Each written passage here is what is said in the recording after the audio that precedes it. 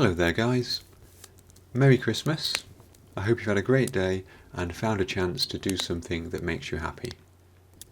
I thought I'd use this after lunch sleepy time to have a think about what I might get up to in terms of modelling in 2025. I'm a little bit reticent to do that because my plans for 2024 and 2023 didn't exactly get completed, but I still think it's good to have a look at what you've got and what you might want to do. Before I do, I'd like to say a huge thank you to all of you for your support during 2024, and special thanks to my YouTube members and Patreon supporters for their ongoing support. It's greatly appreciated from all of you. So without further ado, and in no particular order, here are a few things that I'm aiming to do in 2025. First up, a kit that I've had for a while now. I bought this in Singapore, so at the latest that was 2020. This is the Dorchester ACV and the command vehicle in 1/35th scale from AFV Club. This is the kind of full interior vehicle that I really like because of course you can see inside it, you don't lose all that detail once you close it up. So I am really looking forward to building this, even though I've had it for sort of 5 years in my stash now. We get a look on the side of the box here of some of that interior detail, and a good indication of why this was called the Dorchester. Look at the seats in there, for example. So I think I'll have a lot of fun building that up and also making the interior look a little bit lived in, maybe 3D printing a couple of extras like some coffee cups, things like this, just to make it look a bit more used. Now the side of the box gives us the standard paint scheme for this, which is the Desert Counter scheme from the spring of 1941. I do quite like this scheme, but I've done it on a few vehicles before. I've done it on the Matilda 2, I forget what else, but I remember doing it a few times. Another popular scheme, which isn't included in this box but you could do, is the German captured version of this, which I believe was used by Rommel. However, I came across these reference images a while ago, and I think this might be a much more interesting scheme. Although technically I think it's not for the command version of this vehicle, it's more for the demolitions version, I think, the engineering version. Nevertheless, I do really like these photos. As you can see, it's an overall single colour as the base. I think that's Desert Pink ZI, though it could be perhaps a sand yellow colour. But the paintwork is designed to make it look like a regular truck. How cool is that? So the black here is painted on the side to make it look like sort of the underside of a standard sort of low value truck. And if we look at the rear there's even sort of like a fake space painted on to make it look like there's tarpaulin that's pulled back, again from the back of a truck. But in reality, if you look closely at that image, that is over the top of that central door in the rear of the Dorchester. And in fact, I think even some of those windows there on the side are just painted on. So I thought that would be a really cool scheme to do for this. Deciding on the base coat, either the pink or the stone, and then black or blue-black for the disruptive colour. I think that would be really cool. I think the only thing that's held me back from building this kit is some of the complexity of the basic construction. Several times I've opened the box, looked at the instructions and thought, wow, that's a lot of pieces just to get the chassis going or just to get the wheels attached or something.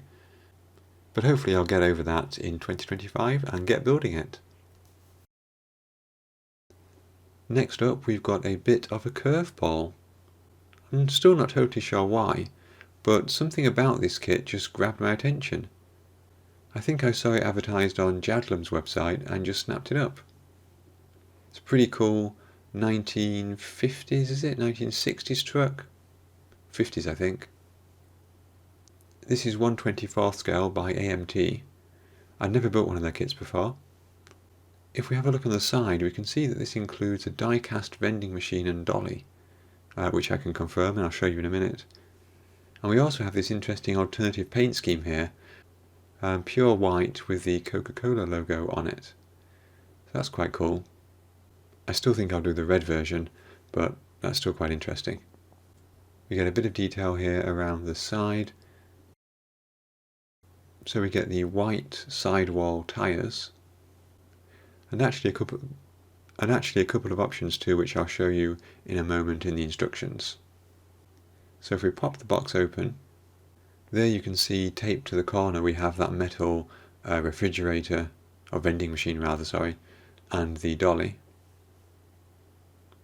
Slightly odd inclusions, but it's all good. Here are our white sidewall tyres. And then in terms of parts, we've got the cab, the bed and the chassis there as 3 parts.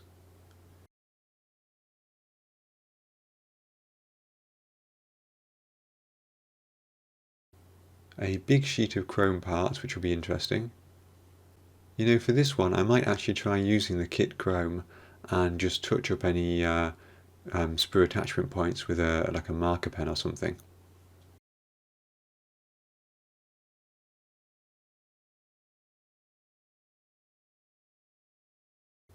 And then at the bottom of the box we have a couple of metal parts, a couple of axles there, and this set of decals, which I'm going to open. And yes, it does look like we have the decals to do various Coca-Cola versions. So clearly if we look at the box out there, the text on the door is clearly that white text there in the centre. But we have a number of other logos that we could use. We could definitely create this white version on the side with this logo here. And a few others too. So it's quite nice to see so many options in a kit.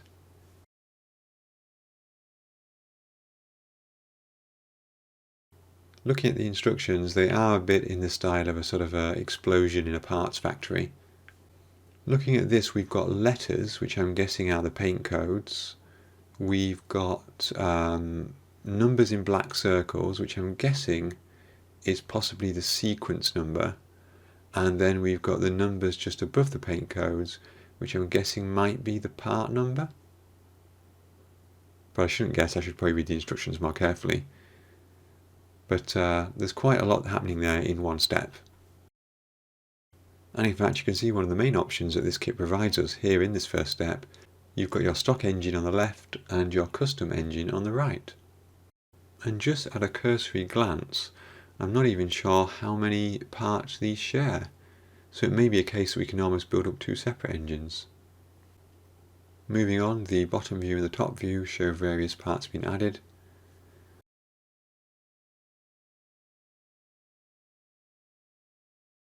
And then on the reverse, step 5 has 3 options. We have the stock, ordinary version here. Then we have the service version. And you can see there are some differences there. The front and the rear bumper are different. They've got perforations in the service version but not in the stock version. And the service version also has lots of tools. It has some horns on the top of the cab. It has wing mirrors, which apparently the stock version doesn't have.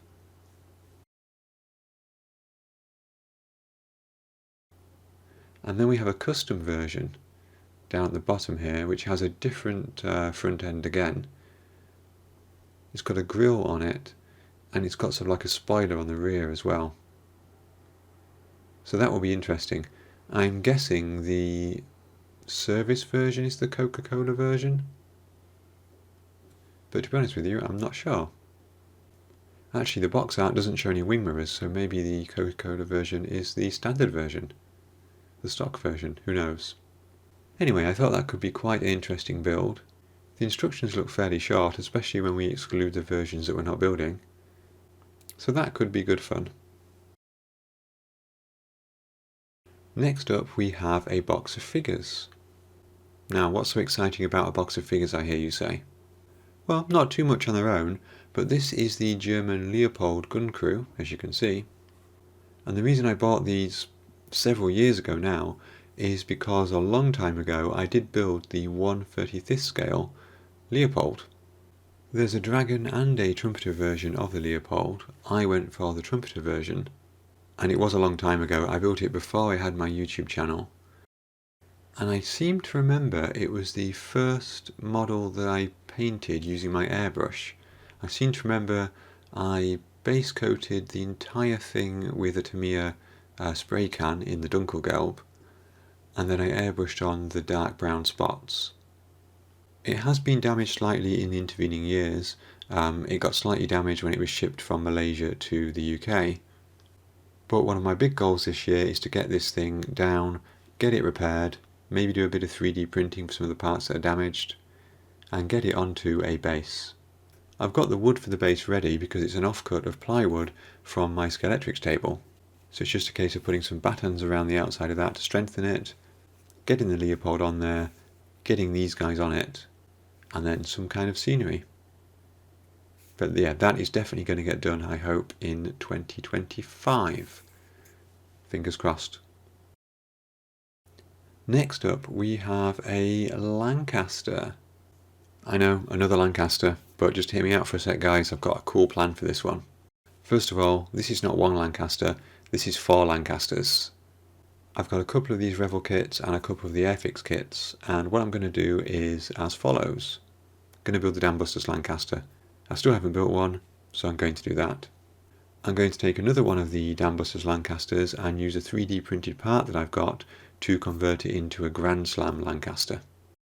The only out-of-the-box Grand Slam Lancaster that I know in 1/72 scale is the Hasegawa version, and that is ridiculously expensive, if you can find it.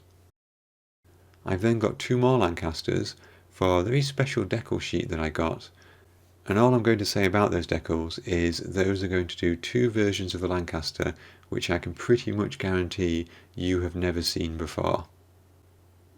I'm really excited about this project. I think what I'm going to do is build them in pairs, so the Dam Busters along with the Dam Busters to Grand Slam conversion together, and then the 2 Mark 1 Mark 3s together with their different paint schemes. And I'll tell you more about those paint schemes in a future video.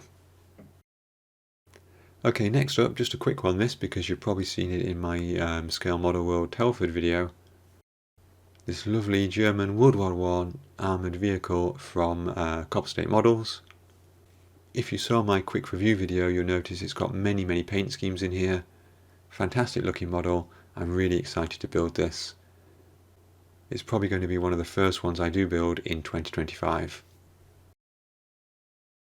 Okay, and the penultimate model on my list for 2025 is this 1/12 scale Tyrrell 003 from Tamia. I know a lot of you are not particularly interested in the car models, but personally I really love motorsports, and this car in particular is one that really interests me. I did consider for a long time getting the Ebro version in 1/20th scale, but to be honest, this version here was not much more. I got it on sale, so I didn't pay £99.99 for it. It was only about 20 quid more than the 1/20th scale version. This is one of those Tamia kits which is quite old, originally tooled in 1973, but it has been updated since then with various new parts and with some photo etch. And in fact the Tyrrell 003 itself raced in the 1971 and 72 F1 seasons, so the model is only slightly younger than the car. Tamia have been re-releasing some of their 1/12 scale kits recently, and I really hope they will re-release their Williams FW14. That would be fantastic, but somehow I suspect they won't. I'm not going to unbox this, but we'll just have a quick peek inside. This is the floor pan, so you can get an approximate idea of the sort of, well, the minimum length of the car there, because the wheels go obviously front and back of that. Talking of the wheels, look at these awesome tyres with the groove patterns in them. That's fantastic, they look so good. So much better than the 1/20th scale tyres we often get. I haven't dug out the decal sheet for this. I was a bit surprised to see that apparently we only have one marking option, number 11 for Jackie Stewart, in the 1971 Monaco Grand Prix. Although I suppose to be fair it does say that on the front of the box. Back in those days drivers often changed numbers from race to race, so yeah, you're probably limited to the Monaco Grand Prix. And in fact I think this front wing configuration here wasn't used in all the races either. And in fact 1971 was the year that Stewart won his second F1 World Championship. Being a big project, this is probably one that I'll work on alongside a few smaller ones.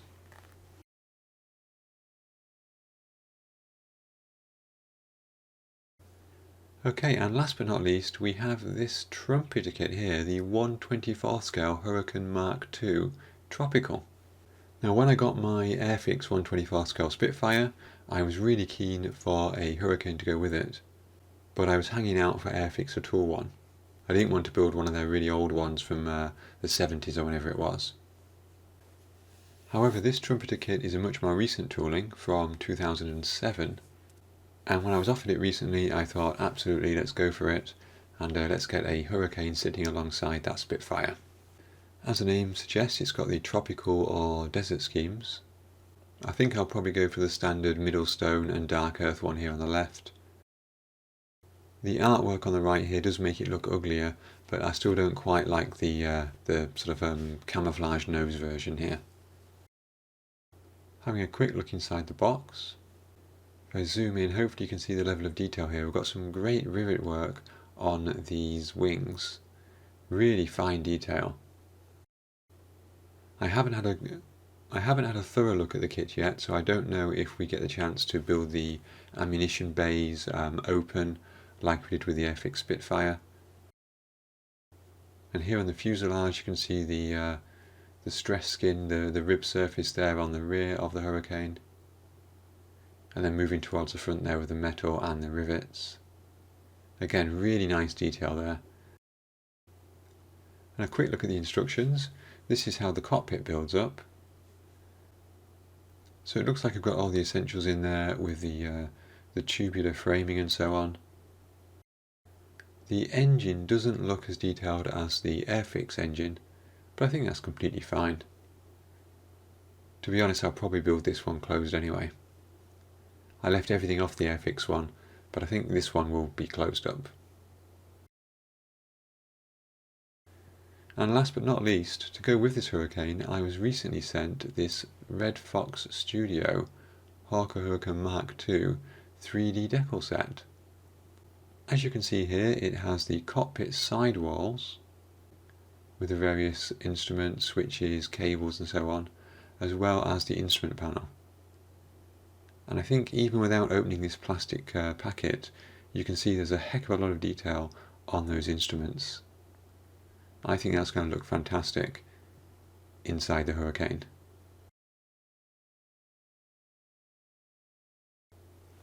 And finally, before I go, a couple of honourable mentions. I haven't forgotten about the Prince of Wales. It was on my project list for this year as well. I need to make a decision about that kit. I think I've bitten off more than I can chew with the photo etch. I did start to put the photo etch on the bow. I had problems getting it looking good, not making a right mess with the super glue, and then I had some of the railings on the turret just pinging back off again after the glue had dried, just going loose. And so I sort of gave up on it because I'm envisaging, even if I get things stuck down, you know, I take out the primer, I take out the airbrush, and even just the force of the airbrush will blow things loose and so on. I don't know, maybe I'm just imagining the worst case scenario here. I do want to do the Prince of Wales, I do want to finish it. I might build it without the photo etch, or more likely I might build it with a partial photo etch. So some of the really big stuff, like I'll try and get the railings on the deck, but you know, some of these tiny pieces I might just ignore. I think that's the most sensible thing. I mean, yes, in a way it's a waste of photo etch if you paid money for it, but it's a waste of a kit if you paid money for it and you've not built it too, isn't it? So I haven't forgotten about the Prince of Wales, I just need to be in the right state of mind to do it.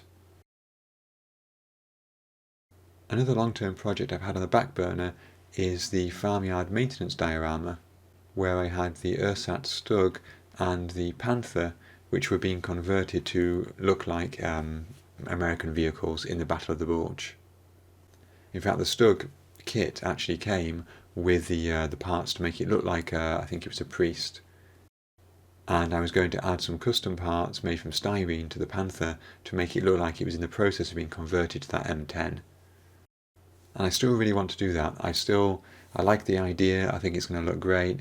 I don't know, maybe I've bitten off more than I can chew. Again, it's quite a big project, 2 vehicles, diorama, lots of figures.